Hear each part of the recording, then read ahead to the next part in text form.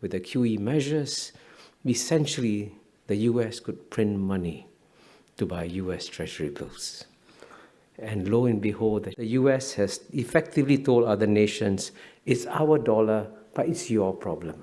With President Donald Trump back in the White House, he has been talking about the mighty US dollar becoming weaker and less relevant. While President Trump may be exaggerating in true Trump fashion, it does not change the fact that he is on to something. The once mighty US dollar is indeed losing its shine.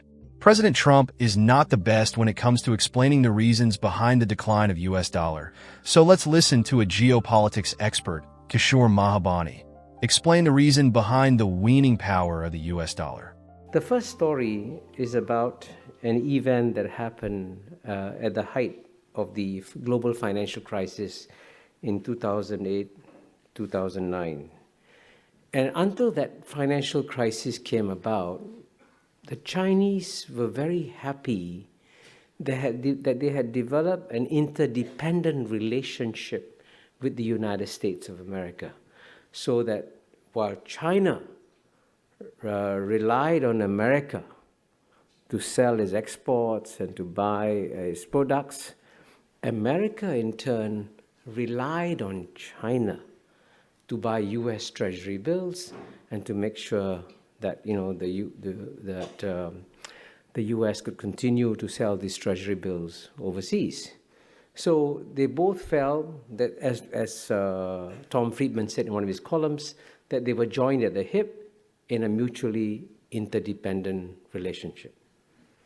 And indeed, I can tell you this, as a matter of fact, at the height of the crisis, when things looked really bad, the Bush administration actually sent an envoy to Beijing in 2008 and said, please continue buying US Treasury bills, because that's what we need to preserve global financial stability. And the Chinese were happy to do so, and I suspect the Chinese even felt a bit smug. See, the Americans depend on us. But then lo and behold, about a month later, in a move that completely shocked the Chinese, the US Fed announced the first round of QE measures in November 2008. And as you know, with the QE measures, essentially the US could print money to buy US Treasury bills. And lo and behold, the Chinese said, what's happened to this interdependence? The Americans can just turn on the printing press and take away this dependence on China.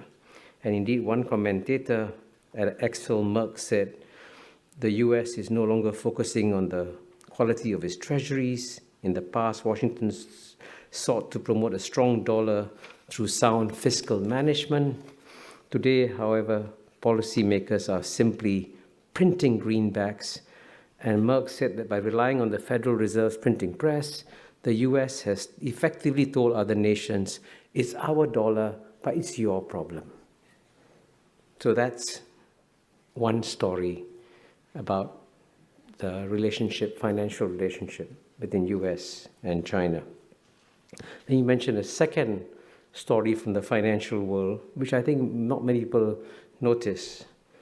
Now, I think you must have heard that the United States has been prosecuting several foreign banks, including HSBC, RBS, UBS, Credit Suisse, and Standard Chartered. Now, for example, Standard Chartered Bank was fined $340 million for making payments to Iran. And most Americans reacted with equanimity to this fine paid by Standard Chartered Bank, and thought that the bank was just being fined for dealing with the evil Iranian regime.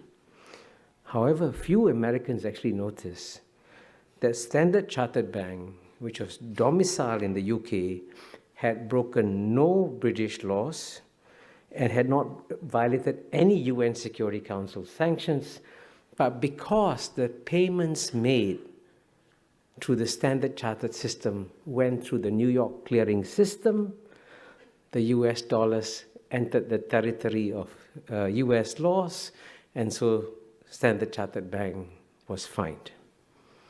And this is what is called, by the way, extraterritorial application of domestic laws. again, remember this story when I come to the conclusion. And the third story is about the SWIFT system, SWIFT. I think many of you may know what it is. It's a system for clearing payments between countries. I think it's centered in Brussels. And when things got very rough between the United States and Russia recently, as you know, the United States said that it might consider denying access to Russia to the SWIFT system.